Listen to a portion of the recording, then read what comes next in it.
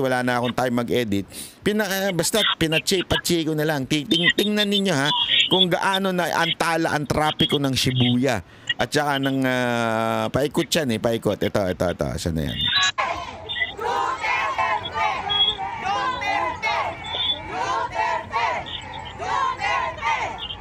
Kita nyo kung gaano kadaming tao?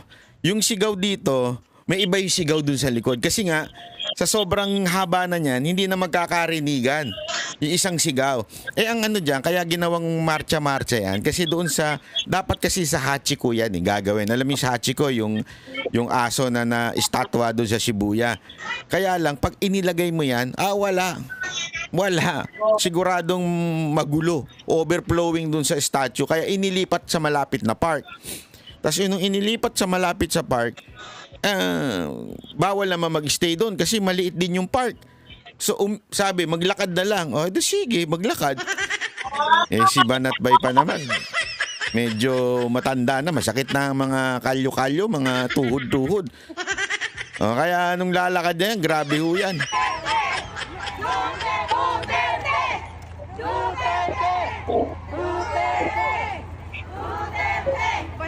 At take note mga kababayan na hindi ho ito magkakakilala. Okay?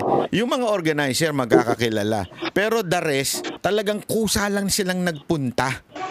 At alam nyo, marami akong pinupuntahan. Kasi dito, mga kababayan, siyempre, ang trabaho ko ho, alam nyo naman, entertainment ako.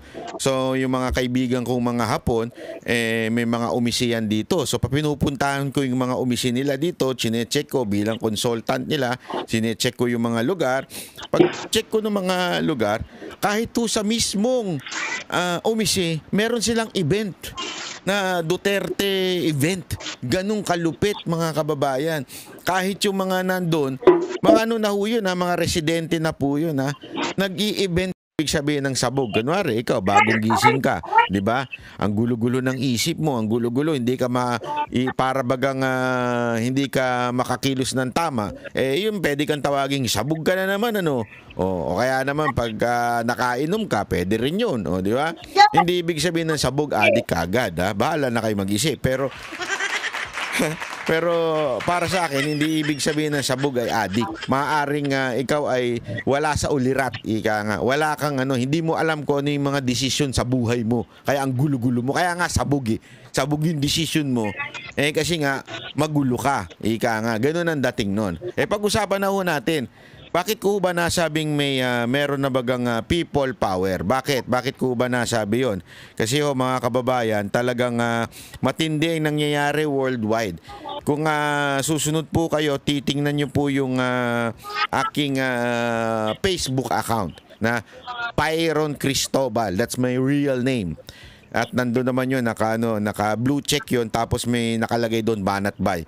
Pag tiningnan nyo po yun sa Facebook, i-follow nyo na po ako, Byron Cristobal. Pag tiningnan nyo doon, sineshare ko yung mga nangyaring event ngayong araw na ito. It is really overwhelming. To the point na, paano nangyari ito? As in, people were amazed. People were shocked. Even foreigners are really shocked. At ang halimbawa ko na nga po doon ay yung aking pong inatinan mismo dito sa Japan. Alam mo, nung una, medyo, walang biro ito. Hindi ko lang sinasabi pero meron akong doubt na kasi last week lang nag-rally na ho sila yung umuulan. Maraming tao na nun. As in, marami na. Sabi nung kaibigan ko kasi, si kaibigan ko si Bojo sinasabi niya nga sa akin, napakaraming tao na nun nung umuulan na yun. Nandun din siya. Tapos sabi ko, naku, aatin pa kaya yan? Kasi tandaan ninyo, ang mga OFW, yung holiday o yung tinatawag na day off nila, precious yan Alam ko yan kasi naging OFW ako sa Middle East So yung pag sinabi mong trabaho ka, nakalimutan ko na kung anong araw ang day off namin doon. I think Monday ata yung day off namin doon kasi Thursday and Friday yun yung big time. may show, di ba? So ang alam ko noon, Monday. So looking forward kami noon na magma-Monday na, day off na. Diyan na ako maglalaba, diyan na ako magsha-shopping, diyan na ako pupunta dun sa pasyalang gusto kong puntahan. Yan ang OFW, yan ang buhay ng OFW eh. Marami tayong gusto mong pumunta, tumingin ng isang gamit, dun ka i-prepare mo na yun eh, yung day off mo na yun. Kaya nasa isip ko, 2 day off na isasakripisyo ng mga OFW dito sa Japan kasi mantakin mo, di ba? Hindi sila nag-day off nung lakaran, nag-rally pa sila. Ang haba naman ang rally dito, hindi mabilisan, mahaba. Nagkataon lang kanina, maikli kasi nabigla yung pulis. Nagagalit yung pulis sa amin kasi nga ang expected lang, hundreds lang, sa tingin ko umabot ng 1,000 yung naglalakad kanina. At talagang naparalyze yung Shibuya. Alam mo, ako nga yung nahihiya kasi dito mga kababayan, ang konteksto sa Japan, dito people are courteous. People are embed na sa puso nila yan at sa isip nila na hindi ako makakaistorbo ng kapwa. Mula bata hanggang paglaki yan ng training ng mga Hapon. Kaya nga kung papansin niyo, lagi kong pinopost yan. Isa sa mga na-enjoy ko dito yung coffee shop. Kasi ang coffee shop dito, coffee shop talaga. Hindi yung sa Pilipinas, yung coffee shop parang ginawang palengke na tinatambayan ng ingay-ingay, nagchichikahan. Dito hindi, ang coffee shop, pupunta ka doon mag-isa, magbabasa ka. O di kaya may magko-computer ka. Yung talagang walang ingay. Pag nagsalita ka doon, medyo mapapatingin sa iyo yung tao kasi parang ang bastos mo naman. Nandito para matahimik. Sa tren, ganun din, tahimik. Kahit nga po paglasing ka Paglasing ka, yung mga tao dito talagang nakayuko lang, nakaganon lang. Sa atin, paglasing ka, parang siga ka di ba? Paglasing ka sa Pilipinas, parang pagmamayari mo yung bar. Ano yan? Pilipinas, bahay na yan. Bili mo itong ito. Dito hindi ganun. Pagka dito, maingay sila dun sa table mo, kayo. Pero pagkatapos yun, puro ganun pa rin lasing na yan Kasi nga, ang nila dito, huwag kang makakaistorbo ng kapwa mo. Dito, ganyan ang senaryo sa Japan. Kaya nga kanina, grabe, papakita ko sa inyo, sobrang naistorbo yung Shibuya. Mantakin mo linggo to. Ang daming tao sa Shibuya. Tapos itong mga Pilipino naglalakad paikot-ikot. May dala-dala. Tapos sumisigaw. Ayaw pa naman ng mga Hapon yan yung sumisigaw. Ayaw nila yan kasi maingay. Pambihira, non-stop yung Duterte, bring back home Duterte. Mga ganun. Ako nga gusto ko na sumayaw kanina nahihiya lang. Ako medyo ako kanina Para sa mga kababayan natin nandito kanina, medyo nahihiya ako kanina kasi alam ko yung kultura ng mga Hapon hindi ganito Hindi yung maingay. Pag nag-rally sila, ewan ko, parang may prayer rally. Parang ganun sa kanila mag-rally. Di ba? Pag nangangampanya sa kanila, tahimik lang. Ganun lang wala na yung sa atin palaman. Duterte. Ganun parang iskandaloso, di ba? Kanina mga kababayan, para mas ma-imagine niyo yung nangyayari. Ipapakita ko sa inyo, Ito, hindi ko naman inedit na to kasi wala na akong time mag-edit. Basta pinatche ko na lang. Tingnan ninyo kung gaano na antala ang trapiko ng Shibuya. At saka ng paikot yan paikot. Ito. Saan na yan?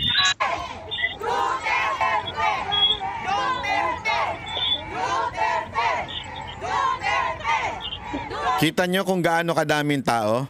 Yung sigaw dito, may iba yung sigaw dun sa likod. Kasi nga, sa sobrang haba na niyan, hindi na magkakarinigan yung isang sigaw. Ang dyan, kaya ginawang marcha-marcha yan. Kasi doon dapat kasi sa Hachiko yan gagawin. Alam mo sa Hachiko, yung aso na estatwa doon sa Shibuya. Kaya lang, pag inilagay mo yan, wala. Siguradong magulo. Overflowing dun sa statue. Kaya inilipat sa malapit na park. Tapos yung inilipat sa malapit sa park, bawal naman mag-stay doon kasi maliit din yung park. So sabi, maglakad na lang. O, edi sige, maglakad. Eh si Banat Bay pa naman. Medyo matanda na, masakit na ang mga kalyo-kalyo, mga tuhod-tuhod. O, kaya nung lalakad na yan, grabe ho yan.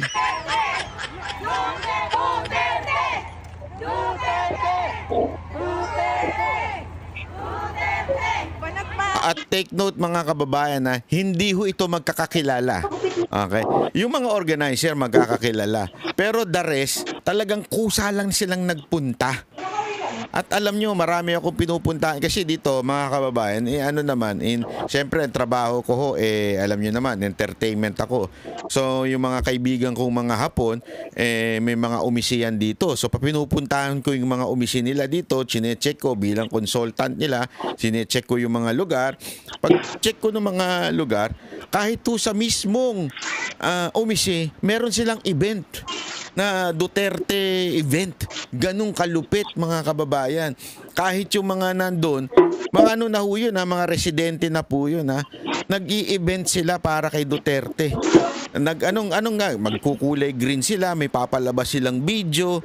Ganon kalupit yung nangyayari dito sa Japan. Talagang, alam mo yung, sabi ko nga, eto nga gusto ko lang mga kababayan, una sa lahat, gusto kong pasalamatan po si Bongbong Marcos. Palakpakan natin.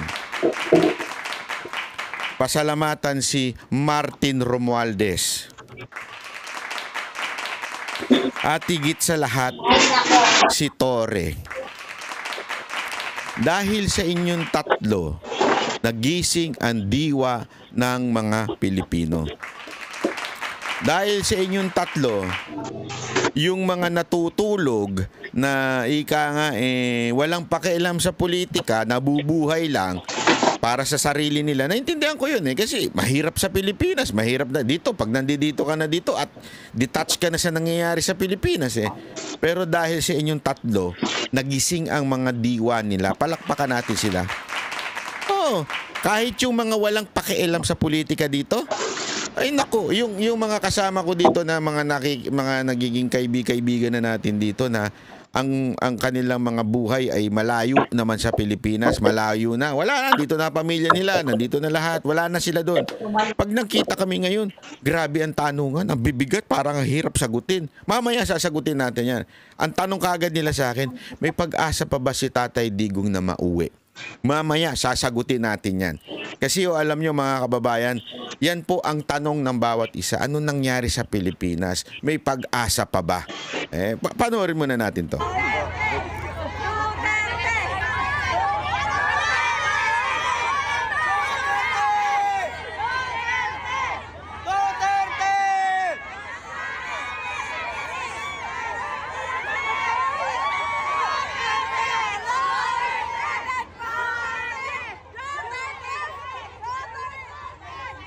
Pansin nyo, magkakaiba itsura ng poster. Yung mga tarpaulin. Alam nyo kung bakit? Kasi kanya-kanya yan. Hindi yan yung organizer. O ito bitbitin nyo to. O ito, bitbitin nyo. Hindi, kanya-kanya po silang paggawa. Yung isa nga dyan, nakita ko sulat pa As in sulat, Japanese ang pagkasulat. At tas tinanong ko sa kanya, ate, anong ibig sabihin yan? Baka mamaya nagbebenta ka na ng soft drinks dyan. And then, sabi ni ate, ibig sabihin nun, pinapaliwanag niya in Japanese para nababasa ng mga Hapon na nakakakita that yung president namin kinidnap at walang kasalanan yon at dapat ibalik sa Pilipinas. Ang galing ni ate, nakalimutan ko lang picturean, ngayon ko lang naalala, dapat pinicturean ko talaga. Kasi nga, bangingi pa ako niyan. Gagigising ko pa lang yan na yan nakagad na pinuntahan natin. Wala pa akong kape niyan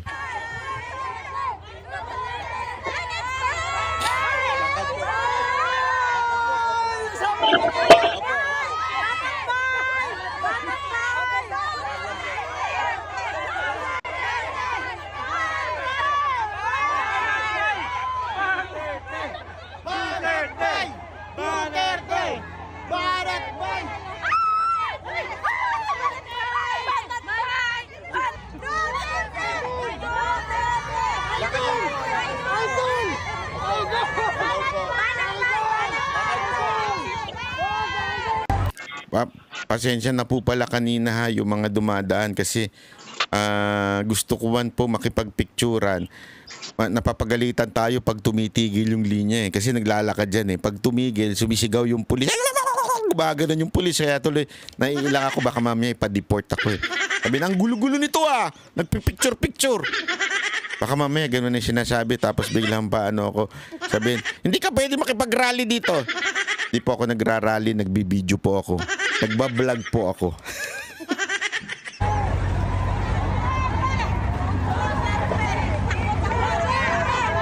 Kita niya tumatakbo kasi nga pinabibili siya ng pulis Kasi isipin mo imaginein mo, kayo mga nakapunta na sa Japan, may imagine nyo yan, pinatigil ang traffic dahil lang sa haba ng linya. Ang haba ng linya na yan. Pinatigil ng mga pulis ang traffic. Sigurado ako busit na busit yung ibang mga Hapon dyan. Pero wala silang choice Actually, tinatanong nga nila yung ibang mga may mga Hapon na sumama, mga asawa siguro ito. Tinatanong nung ilang mga Hapon na dumadaan kung ano yun.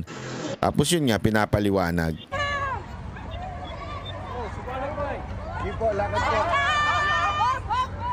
Kita nyo, tigil. Isipin nyo ang tagal na tumitigil nung traffic na yan dahil lang sa atin.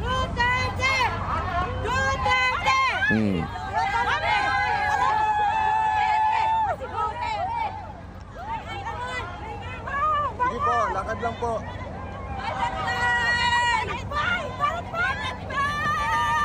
Katanggal yung mga taba natin, kanina. Mga kababayan ko sa Japan, Ang hirap tumakbo, tumatakbo rin ako dyan, Lakad po. Dito. Ayan, Hindi nila sinabi marathon pala to. Akala ko marcha lang. Grabe. Pamihira.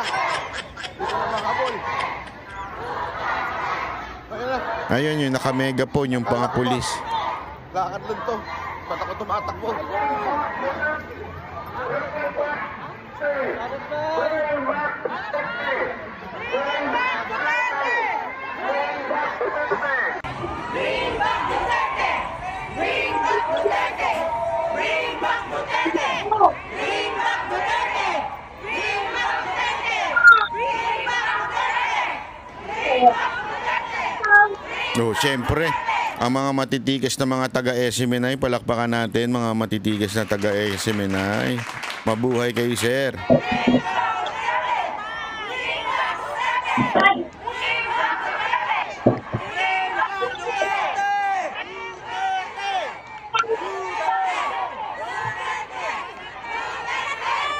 Yan ang masasabi mo una sa lahat, walang bayad. Bakit? Kitang-kita nyo naman, hindi nagtatago. Yung mga aktivistang mga NPA nakagano, may hawak na tarpaulin nakatago yung mga muka. Alam mong binayaran. Unlike dito, kita nyo naman, iba-iba pa nga yung sigaw. Bakit? Kasi organic di ba? Pag organic ka, iba-iba yung sigaw, hindi kayo tinuturuan, iba-iba yung tarpaulin. At alam mo, mamaya may kikwento pa ako sa mga inside story. Mga inside story. Gusto niyo malaman? Unya.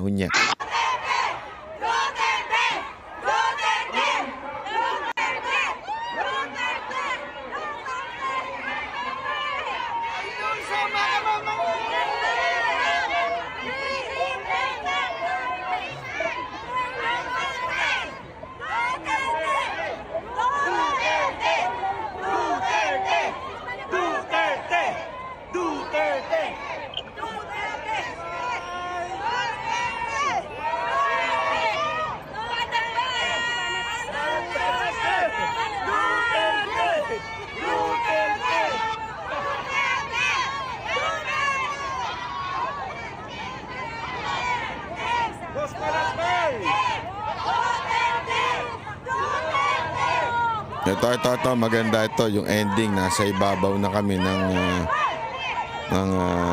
bridge.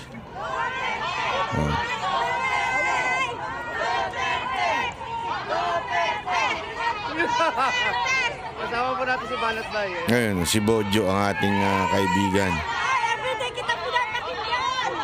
So ito, dalagbit-bit pa si Romualdez.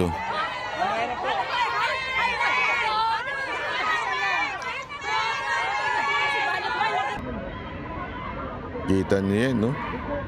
Oh, haba nun, no? Oh. Oh. Walang bayad dyan, mga kababayan. Organic. Walang kinuha sa payatas, yung mga ganun. Walang ganun. Walang kinuha sa tundo, walang ganun. Yan o'y organic talaga. Grabe, oh. Alam mo mga kababayan, hindi lamang po sa Japan yan. Para lang sa kaalaman ninyo, hindi lamang po sa Japan yan. Nangyari ho yan sa Canada. Meron ako nakita today, na-post din nila, Canada, sa Saskatoon ba yun? Saskatoon, ewan ko paano pronounce yun. Grabe, nakita ko, snow ha. Pero lumalakad yung mga tao. Hindi ho biro snow dyan sa Saskatoon ha. Nagpunta na ako dyan. Yung snow dyan, hindi katulad ng snow sa mga Asian parts like Japan, Korea. Yung snow sa Canada, yellow. Dito kasi powdery pa eh. Yung matitiis mo pa kahit papaano. Powdery yung ngayong pagka kinuha mo powder, 'di ba? Yung sa Saskatoon, pag lumapag, yellow, madudulas ka, ganun. Ganun yung mga katulad din sa New York, ganun din eh. Matindi pero grabe, hindi mo napigilan yung mga naglalakad po na mga kababayan natin. Oh, ito papakita ko sa inyo rin ito ha. Ito. Sana ito naman yung sa mismong sa Netherlands. Oh, kita niyo yan? Grabe din po yan, oh. Ang dami talagang tao na nagpunta. Oh, pakita natin yung video niya para baka sabihin ninyo edit yan. Alam mo naman yung mga ulul na mga tanso vlogger na tatanga-tanga. Ito pa, isa pa to sa Canada, oh. Ito naman. Ayan, yan sa Canada. Yan, sa Canada. Vancouver. Lupit, oh. Oh. Oh. Kaya alam nyo mga kababayan, ha? Ito pa, susunod, oh. Ito pa, papakita ko pa sa inyo sa ano to, Dahig mismo, sa Netherlands. Oh.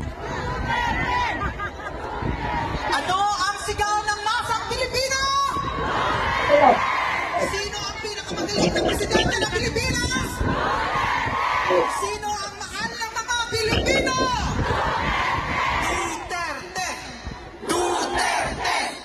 Grabe. Nakakakilabot. Wala talaga. Pasalamatan nun natin si Bongbong Marcos, si Romualdez at saka si Torre dahil sa inyo nagising ang diwa ng bawat Pilipino. Gusto ko lang po handugan ang ating yan ha. Nandito ngayon. Okay. Yan ha. Para lang. Sandali. Chotomate. Yan, easy lang. Okay? At kahit to sa sa Maynila, meron sa Pilipinas, meron din po. Sila Boss Dada nagpunta naman sa saan ba itong pinuntahan ng mga banateros na ito. Ito mga banateros na ito eh. Nagpunta sila sa ito yung yung kapatid kong Ewan. Ito rin yung mga dalawa ko pang kapatid na naiwan sa refrigerator. Ayan, nagpunta rin sila. Gusto niyo bang pumunta sa Japan? Naku po. May mga visa po yan. Oo, may mga visa po yan. Si Coach Oli at saka si Boss Dada may visa po yan. Kung gusto niyo silang pumunta sa March 30 at saka ako, i-request nyo lang po sa SMNI. Sabihin nyo sa SMNI, pwede po ba, natin sila, bombahin natin. Biro lang. Papuntahin, kasi siyempre may trabaho kami.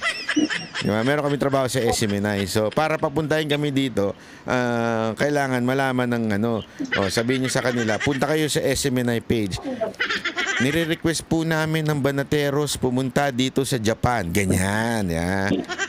Sama-sama tayo, people power tayo. Kaya naman, nire-request po namin pumunta ang Banatero sa Dahig. Yan. Ganon. Kung gusto nyo kami makita, kung gusto nyo lang naman. Pero kung ayaw nyo kami makita, wala namang problema. Wala tayong magawa. Talaga dyan, hindi nyo kami gusto makita. Wala tayong magawa ba? Hindi. Biro lamang po. Anyway, alam nyo mga kababayan, seriously speaking, let's talk about this. Okay? Pag-usapan natin ng bahagya.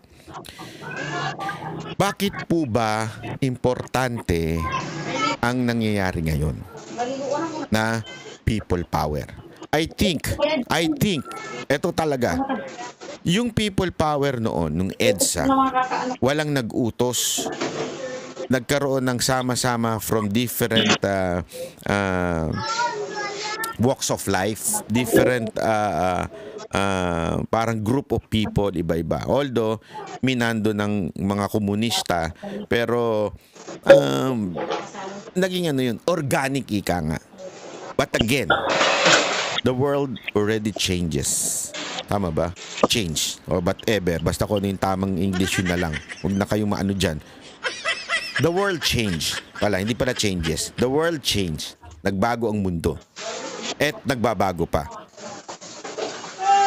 Ang tunay na people power ngayon ay wala na sa Pilipinas. O masasabi nating mas magandang sabihin, hindi lang sa Pilipinas. Worldwide na po. Dito mo makikita na ang bawat Pilipino sa iba't ibang dako ng mundo. Kasi dumami na rin ang OFW ngayon eh. Unlike noong 1986, hindi ganun kadami. Ngayon, doble, triple, o more than that. At marami sa atin nasa ibang bansa na. Kumalat na tayo sa ibang bansa. Ang lahing Pilipino, kumalat na po. Kaya ang tunay na people power ay nasa buong mundo na. Ngayon, bakit importante ho itong ginagawa natin? Bakit po ba masasabi natin na kailangan nating gawin ito? 'Di ba? Pakikinggan ba tayo? Yan kagad ang tanong natin. Anong mangyayari diyan sa kada rally ninyo? Ano lang yan, ngayon lang yan. Sa susunod, wala na yan. Hindi na kayo, wala na kayong passion. Hindi na. Yun ang akala ninyo. Dahil mga kababayan,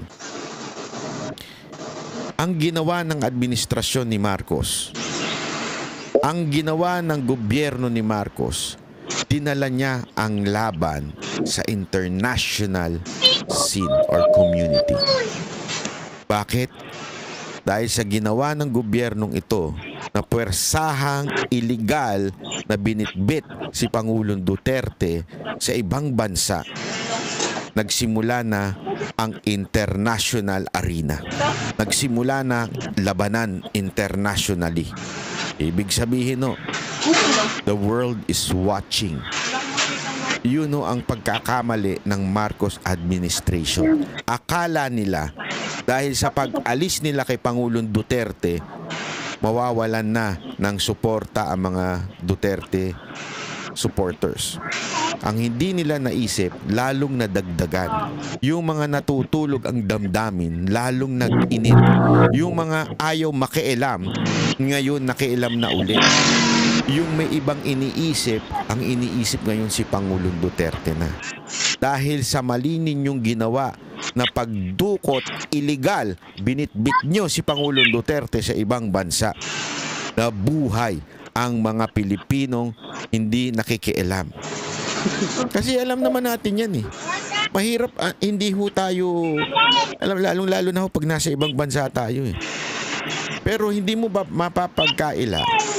Kahit ikaw ay nag-i-Ingles, kahit ikaw ay nagninihongo, kahit ikaw ay nagkukorean, o Chinese, o whatever language na ginagawa mo, ang puso mo, pagbali-baligtarin mo, ay Pilipino pa rin.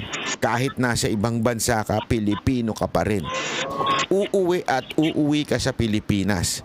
At kahit anong gawin mong pagbabago ng itsura mo, kahit mukha ka ng Chicano, ang tingin pa rin ng ibang lahi, ikaw ay Pilipino. At dahil doon, apektado ka sa nangyayari sa bansa mo. Yun ang katotohanan.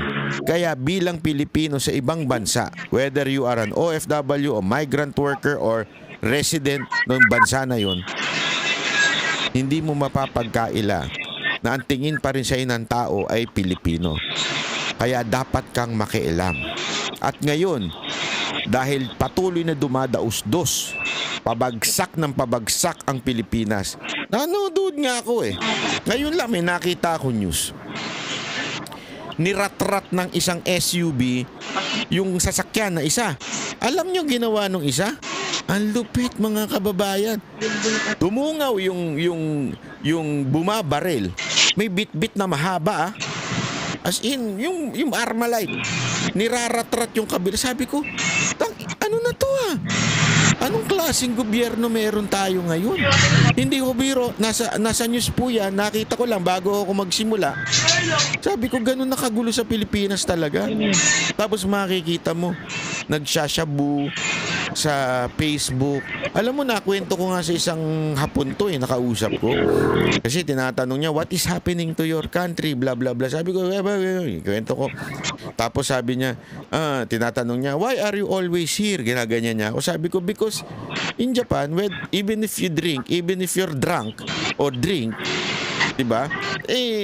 Maglakad ka sa karsada, walang gagalaw sa'yo. Kahit bumulagta ka pa dyan, walang gagalaw sa'yo. Pagising mo, nandun pa yung cellphone mo, nasa tabi. Bakit? Kinuha, pinulot, binalik sa'yo.